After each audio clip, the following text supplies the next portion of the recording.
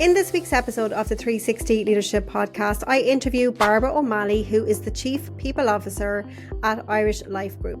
Barbara shares her career journey and her career pivot from working in the financial services and accountancy background into HR, where she is now the acting Chief People Officer in this big organisation. I want you to know that there's so many things that are possible for you. That's exactly what Barbara is going to share today. We talk all things career pivoting.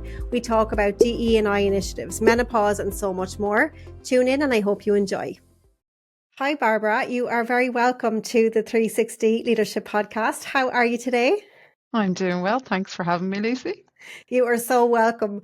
We're having a little giggle because we just had some lovely tech issues before we popped on, but we're all good and we're here now. So, Barbara, do you want to all calm?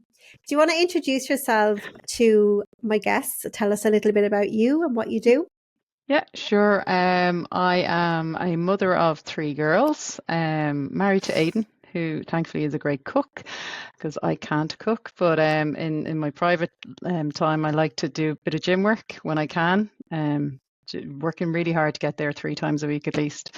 And in my work career, I started life as a chartered accountant a long time ago, over 25 years ago. And I haven't ended up being a chartered accountant, but from there I moved into financial services, working in lots of different banks predominantly, lots of different roles, quite a squiggly career, I would say. Working between audit, risk management, operations, program management, change programs, including cultural change programs. And about 5 years ago, I left banking to join the insurance sector, working for Irish Life Group. First 3 years of my time there, I was the chief internal auditor. But 2 years ago, I pivoted into HR. And today I am the Chief People Officer for the group and really enjoying the role.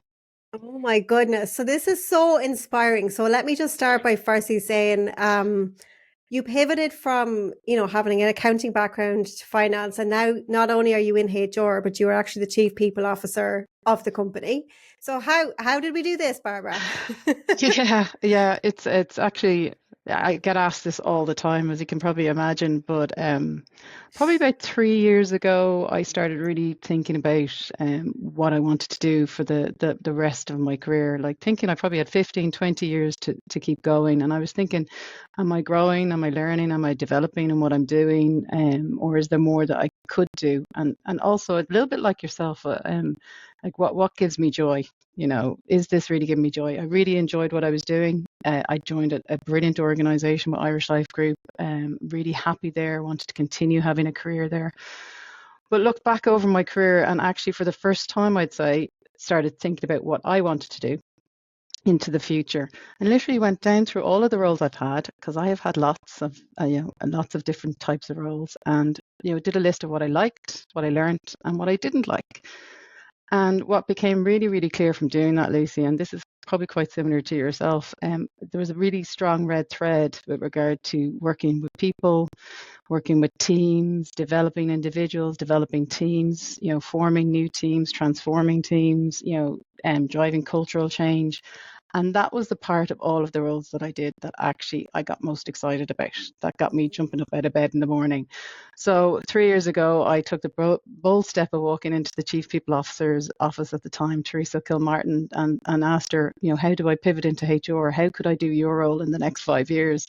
And she looked at me, smiled, and we had a really great conversation. And thankfully, really supported by Teresa, through mentoring and coaching. An opportunity did come up about a year later, which I applied for. But I'm going to be really honest with you. When you have those wobbles and you think, oh my God, what am I doing to myself? I'm doing a great job where I am. I could quite happily continue doing it. What am I putting myself through all of this for? Going into a new area where I don't have all the answers. I don't know everything.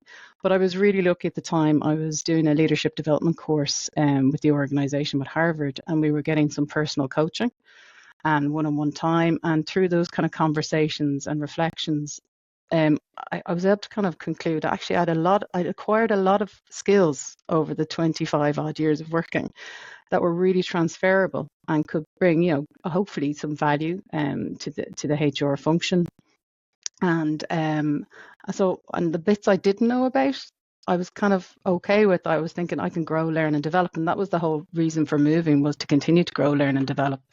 So I kind of gave myself that last push and took the brave step, applied for the job, and was successful in getting it. And then about a year into the role, the opportunity to become Chief People Officer came up, and luckily I was encouraged and supported, and I applied for that and was successful. So yeah, so I'm a year into the role, Wow. still learning, still growing, and definitely still developing. Oh my goodness. Wow. Like, that's such an incredible story. And I'm wondering, the first question that was coming into my head was, did you need to go back and do another course? Did you need to take a degree in HR? No, no. I did have those kind of conversations around whether I should go back and do something. And to be honest, one of the things I've always done throughout my career is done lots of courses. Like I've done masters in risk management, very late in life. Actually, just before I gave birth to my first one. Second, I've done certified director courses. And when I had the conversation around, do I need to go back and do some sort of degree or diploma or something, the advice was no. But what I would benefit from, and this is probably as a result of what comes with the role, was to do an actual executive and leadership coaching diploma, which I just completed there back in May. Because I suppose the role that you have as the Chief People Officer, it's all about working with your colleagues, actively listening, not always jumping in with the answers. And I am a talker by nature, so it was probably going to serve me well to do some sort of program like that. And other things I do is lots of reading, I attend lots of seminars, webinars, you name it. I do a lot of that in my personal time and through work, and I do it because I enjoy it as much as Yeah. anything else, to be quite honest. So that's what I did. So I really love this, guys. So if you're multitasking, please come back to me. Barbara has just shared that she was able to get to C-level in her organization without going back and doing a specific degree in that area, because she already had the transferable skills. You had done the courses. It sounds like you had all of the drive, the experience needed.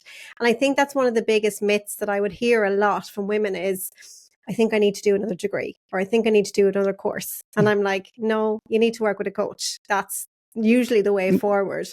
What would you say about that? Oh, I completely agree, because as I said earlier, when I was having those wobbles, it was working with a coach, talking through some things that actually gave me that encouragement and that push to actually believe that the skills I had were really transferable. And I didn't need to have all the answers. And being in a leadership role isn't about having all the answers. I'm surrounded in the HR function by really experienced colleagues, but also experts in their fields, and you're not expected to know the ins and outs of every nuance of that organization, part of the organization. So, but it's about leaning into the experience that's around you, seeking out the help that you need, and growing and learning from that. So yeah, it's completely agree. Yeah. Go for it is what I would say. So inspirational. I love what you said about you did your list of things that you enjoyed. I can't remember. I think you said three things. You said like, learn, But I and like something. what like learn and not like so much, and there were a few moments like that in my career. So when you say like, obviously that's the things that you enjoyed. What's the Yeah. learn piece? What went into that column? To learn stuff like I would have to say, when I was a young one, thinking I knew everything, like I did, I was probably a little bit impatient. So I learned how to be more patient with regard to driving change and delivering on the outcomes that you're aiming for. I learned, you can go on your own quickly, but you go further together. Basically, so it's really important to spend time working with the people around you and actually formulating a plan that's not just your plan, it's our plan, and getting that different diversity of thought into the room and coming up with the best plans that you can to drive the right outcome. And to be honest, that's when you get people to buy in to what it is you're trying to do. But I would have been quite impatient, and I probably learned the hard way in some instances to kind of temper that a little bit. I'm probably still impatient sometimes, people would tell you, but Meet your sister. but I but hear I you. try, I try to be really balanced. Yeah, I've learned lots of other stuff, like not giving yourself your entire self to the job. Early on when I had, so I have three girls, but the 18-year-old is my stepdaughter, Hannah. So I had my first baby, Clara, in 2013, and I was doing a really, really tough job. I was doing silly hours. And then a couple of years later, I went into a different job and was doing crazy hours at the time when I had my second child. And I turned around, and my husband was going through cancer at the time, and I turned around and said, I can't do this. I just can't do it. And he was brilliant. Like, I have to say, and I'll probably get a little bit upset even thinking about this, but I remember him sitting on the couch going, what are you doing to yourself? Stop.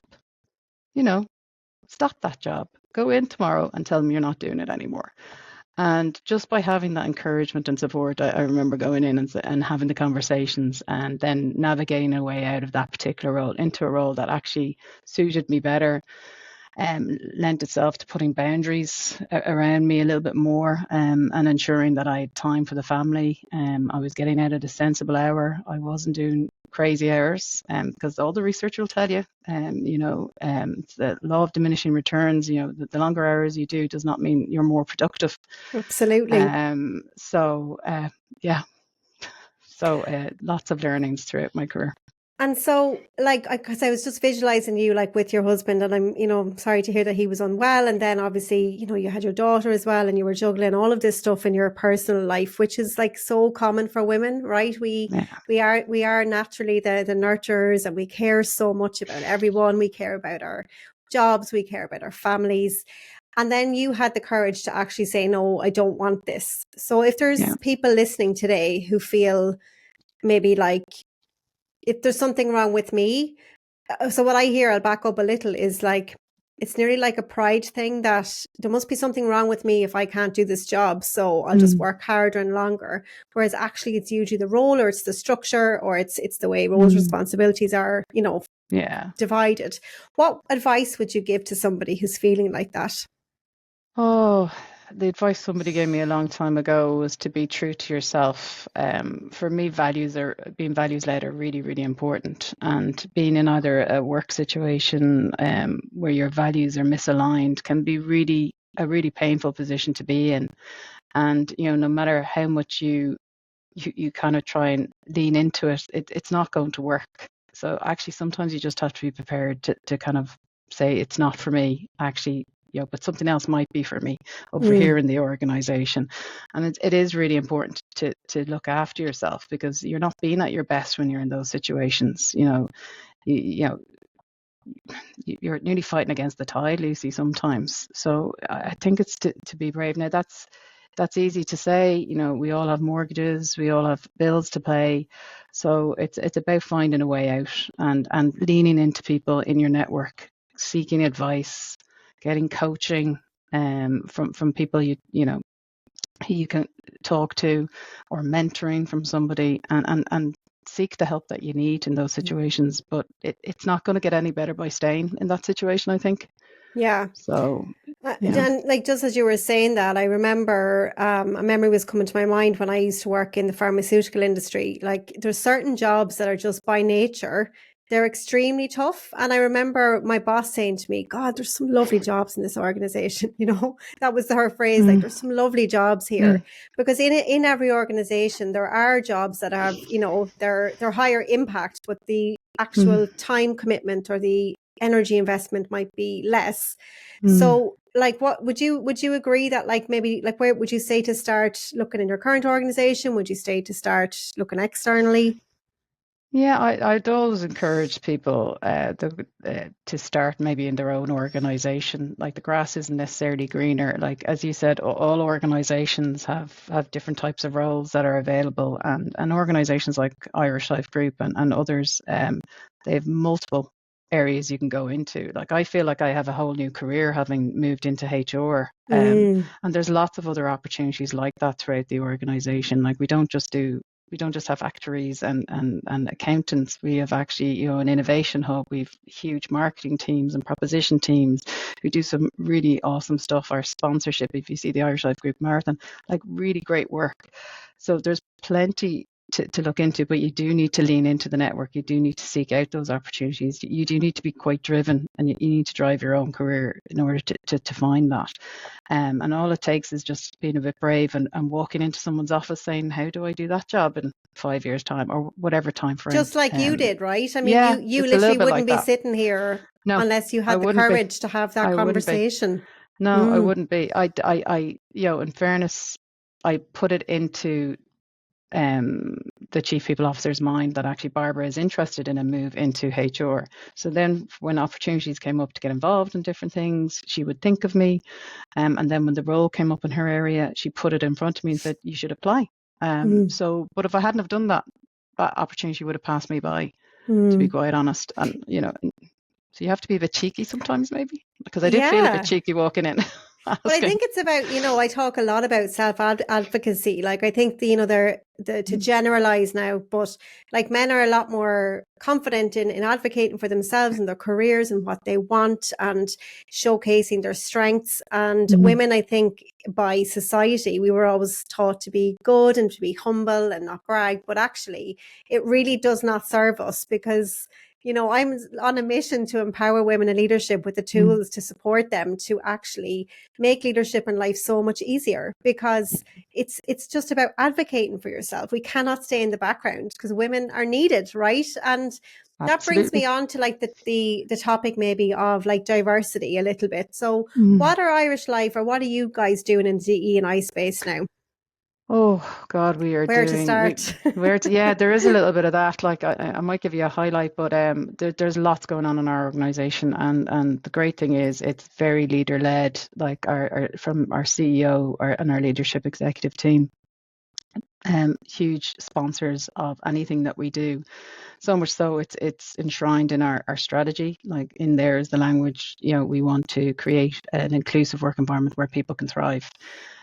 They've invested in dedicated resource to DEI. It's enshrined in people's objectives, people leaders' objectives, that they, you know, and they need to drive the right outcomes. We have measures in place that are reported to our boards and tracked. But more than that, it's, you know, and we've a fantastic DEI team led by a lady called Mags Gribbons, and I think she is the energy of a Duracell bunny. I don't know how she does everything that she does, but she's such a great passion for it. She's nearly brought the entire organisation along with her, and she's phenomenal. But our employee resource groups, I think, is where some of the magic actually happens. So these are, you know, employee resource groups are volunteers who want to make the difference, who want to make that change and see that change. So we have 6 in total. And one of the employee resource groups came up with our Life Matters policies recently, which we're all particularly proud of. Basically, probably back in 2019, 2020, we did a bit of research, which was led by some DCU students, who wanted to just kind of go out to our employees and see what else were we missing. We already had some great benefits around sabbaticals, enhanced maternity leave, parental leave, and other things. But we were like, what more do we need to do? And that research actually showed that we had a big gap around caring responsibilities. And as you know, with an aging population, 1 in 5 of us, I think, are going to be carers by the year 2030. And also what came out of that research was about 52% of us, you know, have that struggle juggle, you know, between whether it's looking after kids or, you know, relatives, etc. So from that, we launched our Caring Employers program, working with our partner, Carers Ireland, and lots of work happened over that space. But the employers group, the employee resource group, the family employers resource group actually said in 2022, they said, we want to do something more. We want to really kind of push the boundaries on it. And they actually came up with what I thought was a brilliant concept of being there in those moments that matter. Being there for irrespective of the moment, because we all go through different changes in our life. Some are inevitable, some may just be foisted upon us. You know, so it was a range of stuff from, you know, surrogacy, fertility, domestic abuse, you know, there was 10 in total, and they launched that series throughout 2023. And it wasn't just about providing annual leave, it was about, you know, creating the awareness, it was about putting in place manager guides and training managers on how to have those delicate conversations. And it was actually just starting the conversations more than anything else. Like traditionally taboo topics, were now being discussed and talked about. And that was really, really important. And, we do track and measure how we're doing in our DEI. We have a DEI measure as part of our annual survey. So that has been incrementally going up, even though it's actually at quite a high level. But we're improving all the time, and we're continuing to aim high on this, because there's so much more work to do. And you know this, Lucy, through the work that you do. We're still underrepresented at senior female levels. We have our board balance where we've met our targets with regard to our board, but we still a lot more to do with regard to our female leaders. So it's really, really important that we continue to encourage people. And in this space. What impact have you seen? So, I mean, firstly, I love to hear that life matters, the kind of that whole slogan, because I think, I mean, especially with the younger generations coming up behind us, you're probably seeing and hearing this too. Like they care way more about living their lives than their careers, and they're happy to walk out the door. Yeah. So if companies don't actually start to think about people's lives, there's not going to be businesses, right?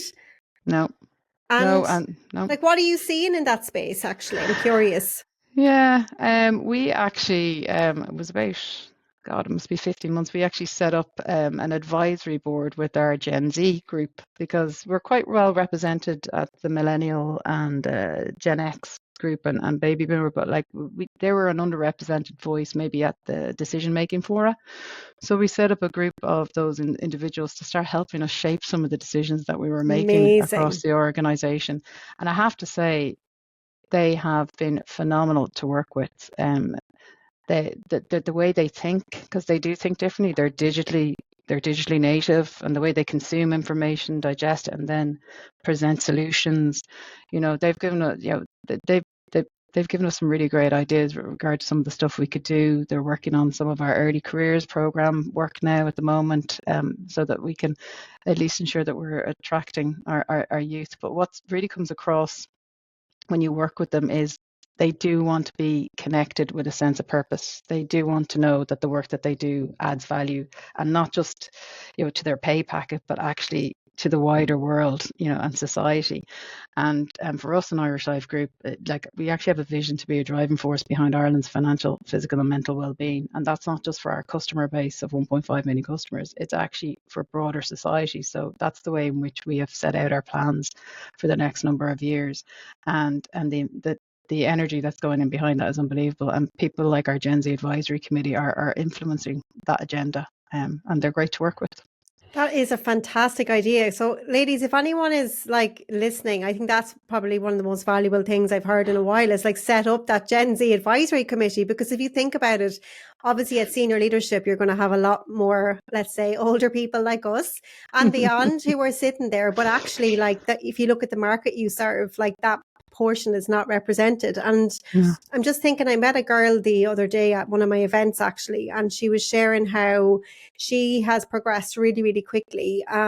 Say she's in her career 7 years, and she's progressed very, very quickly to a level where most of her counterparts would be, say, in their 40s. So she's only probably in her early 30s. And she's really finding it challenging to be taken seriously because of her age. And I think it's very disappointing, because I think as older people like us, I think we probably need to shift our mindset around, age. I know we say age doesn't matter, but it really doesn't when it comes to listening to new ideas and new concepts. No, and you have to remember, these are our customers of the future as well. They represent that cohort. It's a growing cohort. 60% of our workforce is Gen Z and millennial. So, we have to make sure that the propositions and services we're developing. I'll share with you, when I worked in Ulster Bank, they did this wonderful program, and Cormac McCarthy was the CEO at the time, and they called it the leader teacher. And he would go out and he would use language like, I can learn from you and you can learn from me, irrespective of what role we play or what part we play in the organization. And I thought that was a great philosophy, and that's really stuck with me. And I've kind of used things in my roles to actually unearth and unpick and get those ideas and those gems from people. Because I remember being at a session once, and it was actually a real eye-opening moment for me. Really experienced people, probably much older, and some young people in the room, and we used these kind of techniques to get different views around the room. And they're these agile cards. I know I'm going into detail, but basically No, tell us. We like detail. Tell us. you score your response. So basically everyone puts up the cards, and if we're all about the same, we move on to the next kind of decision point or next kind of conversation.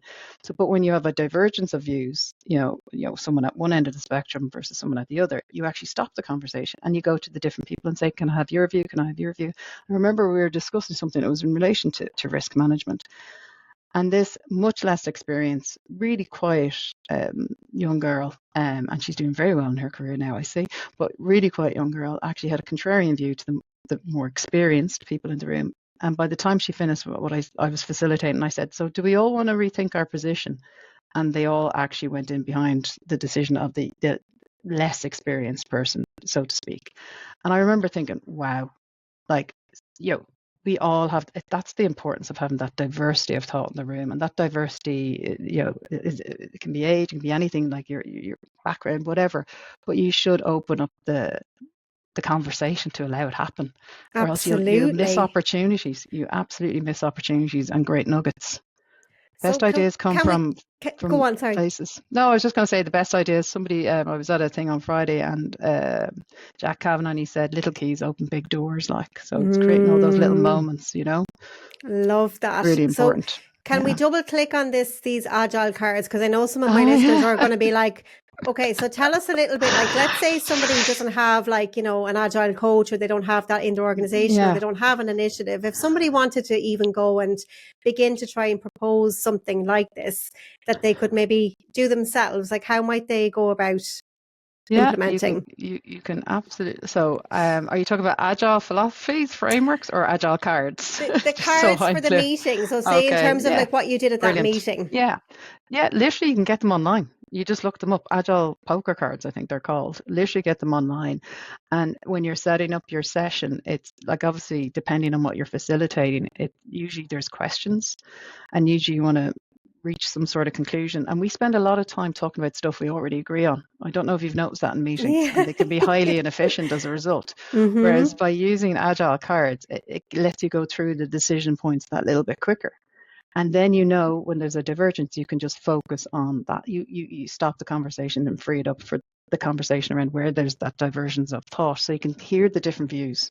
Amazing. And it's as simple as that, Lucy. I genuinely need to use that technique.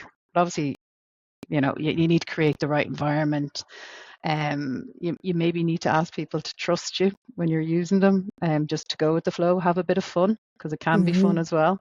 It's probably a good one to start practicing with in a team environment where you're doing some sort of operational improvements, or you want to look at some areas to improve team dynamics or something, just something a little bit more local to get used to. Amazing. Yeah, that sounds like a great plan, a great way to start. So girls, you're welcome, for anyone who I know who's going to take that one up.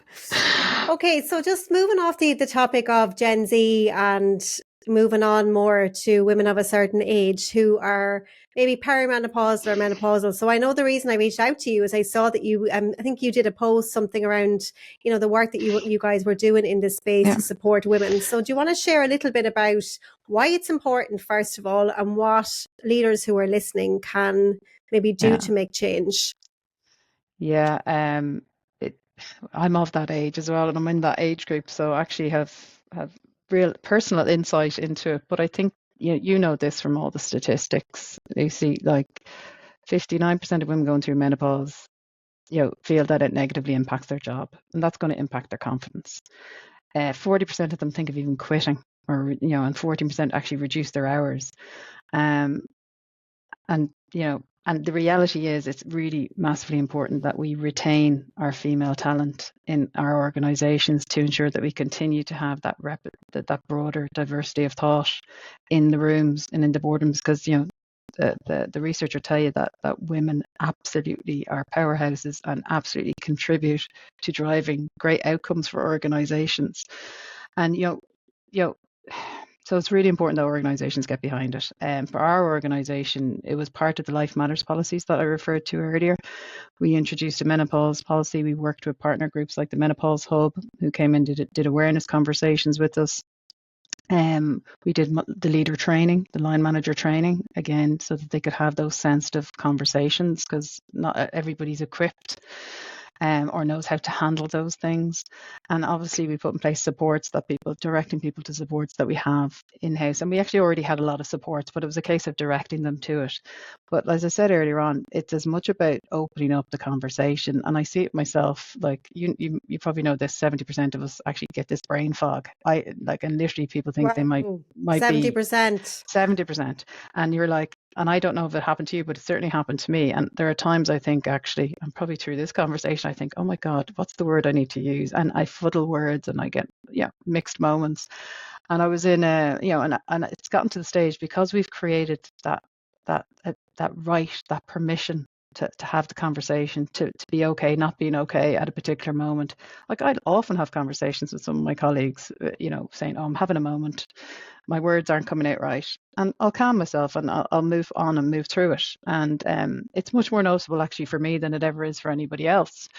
But even just knowing that you can say that just takes a huge pressure off you. You're not having to be perfect. You're not having to be, 100% every single moment of every day. And that's just really important. And if people can then, speak to their leaders in our organization, we've reasonable accommodations in place. We give extra flexibility for people in those moments that matter. It's just really, really important, because we do need to retain our great female talent in our organizations. And I'm just picturing you in these moments, and I'm imagining you like, you're surrounded by men, for example. Like, so like how that's the thing. Like, I think when it comes to like hormones and women, there's a lot of stigma, you're hormonal today, or like, how did you do work to educate, I suppose, the men in your organization? Because we know how to deal with it ourselves. We're just like, she needs a minute, she'll be grand. How did the men respond? Yeah, no, I have to be honest, and I can only speak for the men that I'm surrounded by at this stage in my life, and since we've done this work in Irish Life Group, but it's an incredibly open, caring environment and culture. And that was one of the things I picked up on when I joined in 2019. I kept wondering, when was the ta-da moment? Like, when was somebody going to pinch me? But actually a genuinely caring organization. And I could see that from the supports that they would have had in place even back then. And we're only continuing to grow and evolve and aim even higher with regard to what supports we put in place. So very, very open organization. And I think that really helped. But we did give specific training to all leaders, not just men and the women, because I think even some of our females sometimes feel a little bit uncomfortable, broaching the subject. I was only talking to my mother. I actually only asked my mother about it there recently. I said, what was your menopause like? She goes, do you know what? We just said nothing and we kind of got on with it. And she said, whereas everyone's talking about it now. And I said, yeah, isn't it great? And actually, genuinely is great. I walked into the gym. I was telling somebody the story, and the coach we were talking about, I was putting on a little bit of weight, and we were having the conversation. He said, well, you're at that age, Barbara. And he started giving me more information than I'd ever had. And I remember thinking, I walked out going, that wouldn't have happened 5 years ago. No. That kind of conversation. Like, the world is definitely changing, and it's not just organizations like Irish Life Group that are having it. All organizations are having these conversations, and it's the right thing to be doing. It's to take the stigma away. Absolutely. There should be no shame in it. And but can I interrupt you for a sec? Like, what if just, because I know that there's some women listening to this who are not in an organization who maybe is as progressive or as supportive as yours, and they're dealing with a lot of, they don't have that. So I suppose you have to be the change, in my opinion. Like, if you want to make a change, you've got to start it. So how would you recommend, if somebody's listening to this and they don't have that, they don't feel that, how can they begin to make the change? It's a difficult one for me to answer, because I haven't experienced that personally. As you could probably tell, I was kind of brought up to just say it as it is a little bit, and probably got that from my parents, to respect everybody, look up to nobody, look down on nobody, and respect everybody. But I think it's just really important that you have that quiet conversation, whether it's with a colleague or whether it's with your line manager. Take them aside, have the conversation, explain the situation you're going through. I know that can take a lot of courage and be a brave step for a lot of people, but unless they understand what you're going through, they won't be able to support you in the right way. So, and actually, my experience, people are more than willing to support, but they need to understand.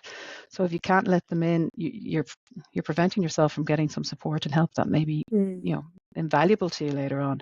So I would just encourage them to have those conversations, and role model, or role play with somebody, practice with somebody, having the conversation. You talk to a buddy or a friend, your mother or sister. I don't know if you had a coach, talk to a coach, do some role play with them, and to have those conversations and take that step forward, because And I it's the think first as step. well, it's like, don't make assumptions either, because I think No. sometimes we make a big assumptions that if I tell them this, well, then it's going to impact, negatively Yeah. on me, when in actual fact, it Yeah. probably won't at all. Nope. And I'm gonna give you a good example. It's not about menopause, but having those assumptions. I remember going for a role once, and I just had Clara, and I said, well, I'm going to go into this role, and I'm going to lay out that this is the way I work. I want to be gone by 5. I'm not going to be hanging around the water cooler into the evening, because I want to go and have dinner with my family. And I remember somebody saying to me, a female, don't say that. That's like career suicide.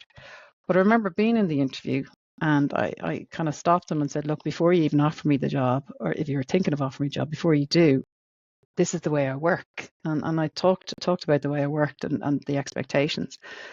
And that, rather than it being career suicide, I did get offered the job. And actually the reaction of the male leader at that point in time actually was, he started laughing. He said, but like, why wouldn't you? Like, your family is the most important thing. I completely believe in that. So just making assumptions as to how somebody's going to react, can stop you taking the brave steps, that you need to, in order to support you. So from doing that, having that conversation with him, I had these boundaries set then that I didn't then feel any real guilt about living to. So I was able to get the balance a little bit right in my life, Yeah, and it sounds like that leader was very much aligned in values, and the organization therefore is around in values. Yeah. And I think that's something that, is so important in a career. Yes. That it's actually not that nothing is wrong with you. It's actually just that your values are out of alignment, and that's okay, right? Yeah, I completely agree with that. Yeah. So just before we wrap up, Barbara, I would talk to you all day. There's so many conversations I could have with you, but I'd love to know, I always say leaders are readers, and there's usually books that stand out for us in our lives. Is there one book that you have read recently, or that really stands out that you read that helped you in some way? Yeah, you're probably going to know this book inside out, and you've You probably think read I it a don't know few anything? times. Not at No, all. you do know all these things. No, because you're an God, experienced coach. No, well, when I was doing the diploma, actually, Nancy Klein, Time to Think. Nope, I don't know that one. There you go. There we go. Tell us.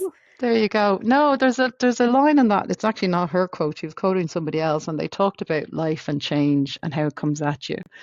And these tidal waves hit you in the face, and by the time you stand up, the next one's hit you in the face, and that's what the way life can feel sometimes. And I always, when I think about that, I think about actually, it's really important that you get out of the water, you dry yourself off, do your breathing, meditate, calm down, and take some time to think and reflect.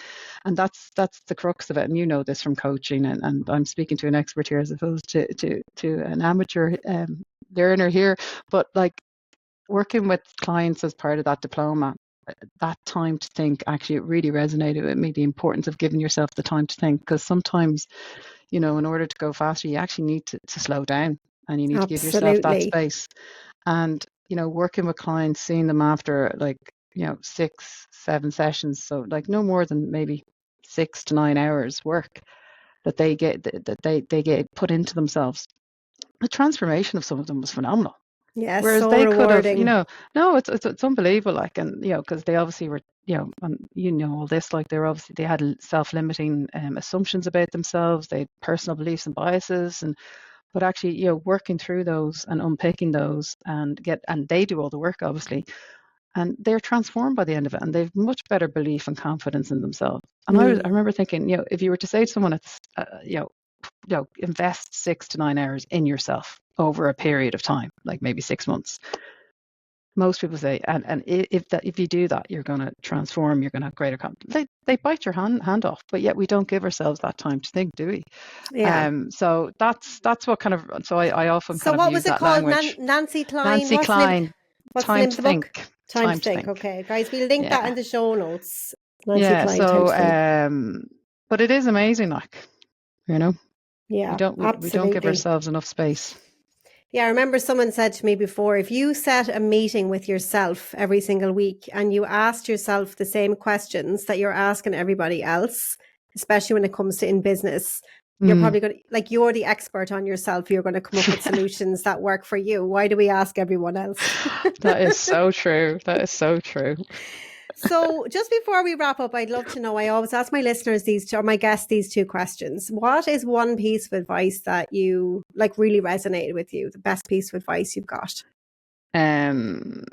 Best piece of advice from I was lucky enough to get it at a young age was never be afraid to ask for help. It's a strength, not a weakness. And I think that's incredibly important, particularly as people navigate their career and get into different roles and responsibilities. It's okay to be vulnerable. You're not expected to know all the answers, and actually most people don't. That's why most people work in teams and surround themselves with great people and open up the conversation and the diversity of thought.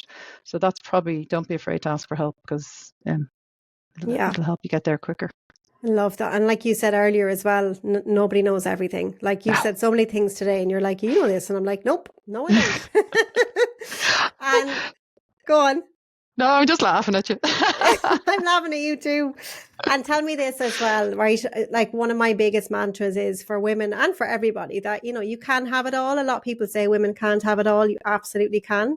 So what does success, balance and happiness mean for you? Yeah, I'm actually going to quote somebody who said this to me, that there's only ever 100% of you. So our life is, if you visualize a circle, your life is in these wedges, work, life, children, personal time, downtime, family care and responsibilities, community contribution, whatever it is that makes up your life. And they said to me, when some of the, through the ebb and flow of life, sometimes that gets out of sync. So the important thing is to recognize when that's happening and then to adjust, because if something takes a little bit more time than normal, something else has to give. You can't continue to operate at the same level, or else you'll just be, you'll wear yourself down. So for me, it's about, making sure that I'm always in sync. But actually, as I said to you, I set boundaries. So I always make sure I leave loudly at 5 o'clock in the evening and say goodbye to everybody when I'm in the office. And I get home to have dinner with my kids and my husband, who, as I said at the top of the hour, is a great cook. And that's a favorite part of my day. And that's what brings me happiness, like sitting there with them now, having conversations about how was your day? And they're even interested to know how my day is. They're at that stage where they're really curious about what I do. And that's what brings me kind of that balance is. Amazing. Oh, I love that. Family is everything. So Barbara, listen, thank you so much for being an amazing guest. Worries. I'm so excited to go back and pick through this episode, and thank you for your patience with the tech issues. Not at all. Not at all. And apologies for that. And not at all. Lovely chatting to you, Lucy. You too. Thanks a million, Barbara. Thanks a million. Bye.